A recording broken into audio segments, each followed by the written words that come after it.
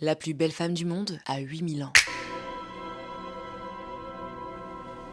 Je te parle de Galadriel, aussi appelée Arténis, la jeune femme à la couronne de lumière éclatante. Son histoire commence à Valinor, durant l'âge des arbres, Telperion et Lorelin. Elle y voit le jour, et ses parents, c'est pas les Gus du coin, mais le prince Noldor, Finarfin, et la princesse Teleri et Arwen. Galadriel, c'est une elfe qui porte en elle ses deux origines elfes. Elle a des cheveux quasiment divins, aussi lumineux que les deux arbres. C'est d'ailleurs pour ça que lorsque son cadeau pour Gimli, c'est 3 mèches de cheveux, alors qu'elle les avait refusées à Fëanor, le créateur des Silmarils, c'est fort. Une marque de considération énorme pour le nain. Va voir ma vidéo sur Fëanor, le méchant elfe. Bref, la princesse originelle, t'as compris. Mais Galadriel, c'est aussi une elfe curieuse, qui veut découvrir la terre du milieu. Elle est désireuse de pouvoir. Cette femme a sa vision des choses pour son royaume. Pendant l'exode des Noldor, elle en profite pour partir avec eux. Elle s'ennuie en Valinor. Comme quoi, la perfection a ses défauts. Je viens de l'inventer. Tu vois les fratricides entre elfes, les premières guerres et tout le bordel? Elle n'adhère pas à ça. Elle sait plus vivre et apprendre auprès de la Maya Melian,